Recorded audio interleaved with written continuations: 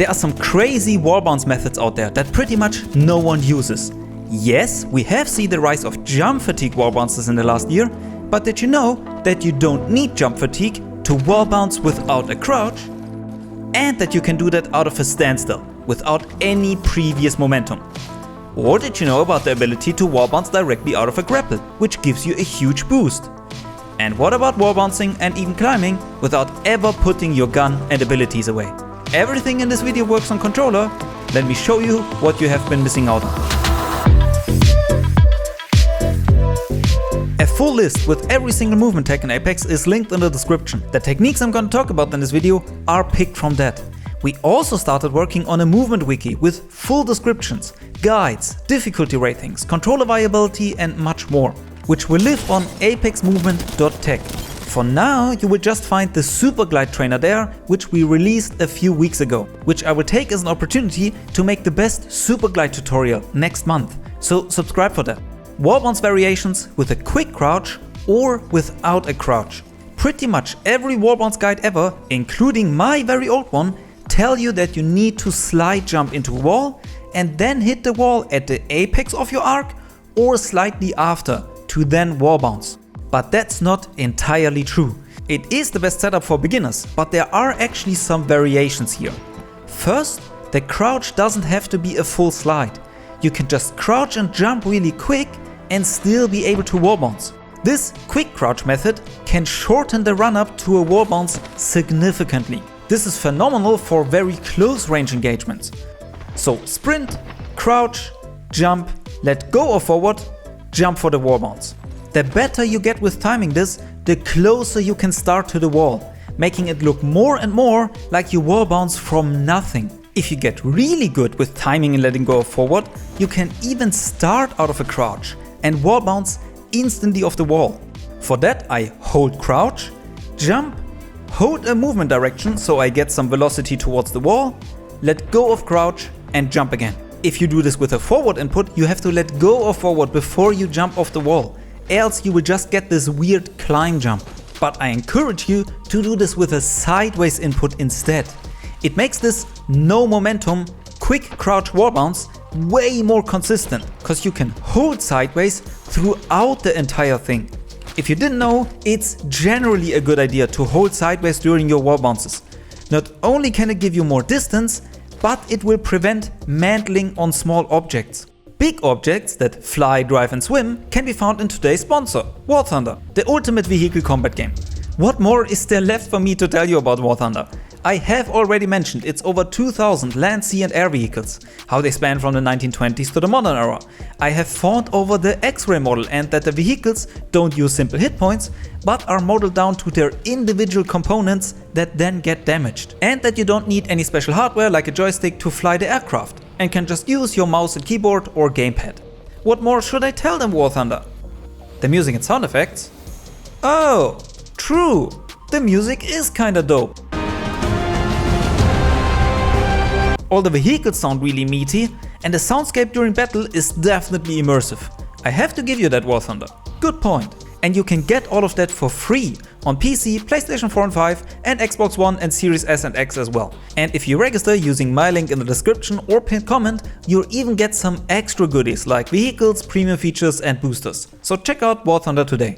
Another detail about wall bounces is that the later in your arc to the wall you hit it, the bigger your wall bounce will be. Hitting it in the very basic way, slightly after the apex of my arc, will make me still land on this crate. But if I slide jump sooner and hit the wall later, I get thrown further away from the wall. And hitting the wall so late in your arc opens up a variation of the wall bounce that doesn't even need a crouch. These are all completely crouchless wall bounces.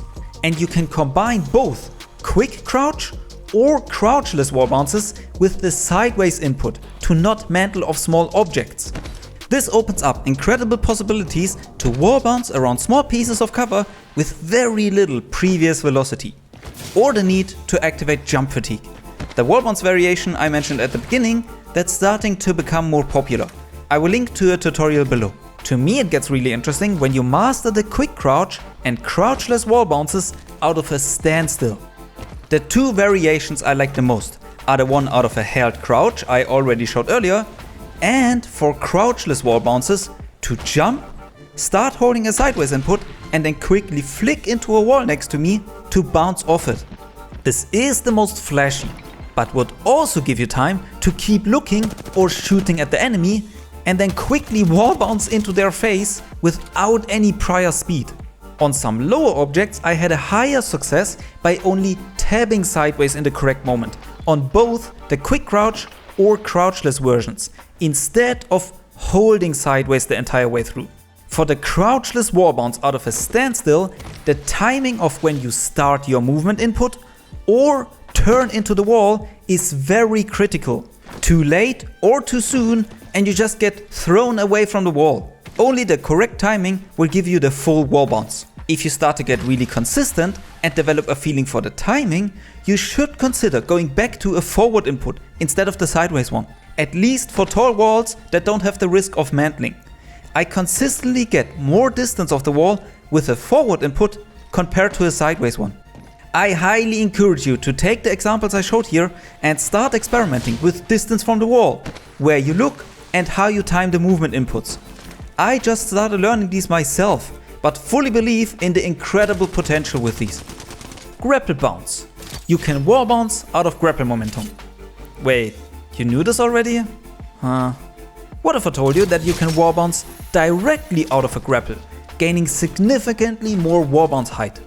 I saw Logan Tree do this first and have now been able to replicate it. For that you want to only grapple strafe outward and then keep holding forward and sideways while contacting the wall, and then jump.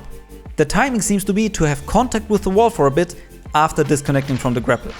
I've only gotten to work by grappling fairly parallel to the ground and to look up a bit in the last part to already start moving upwards before the wall bounce.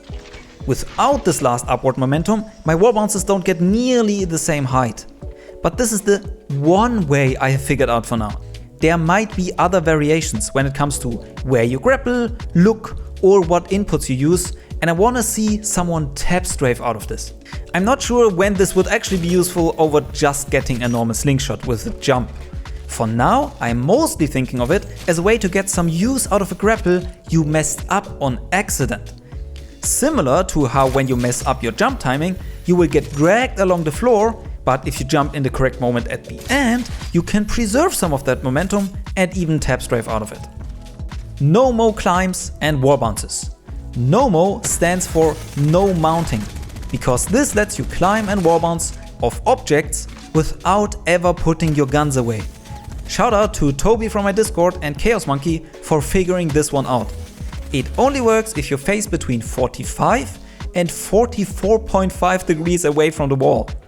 The best way to find this angle is to have a weapon out and hold forward and sideways into a wall, and then jump repeatedly while slowly turning into the wall. Not only will this let you keep your guns out, but grenades and abilities as well.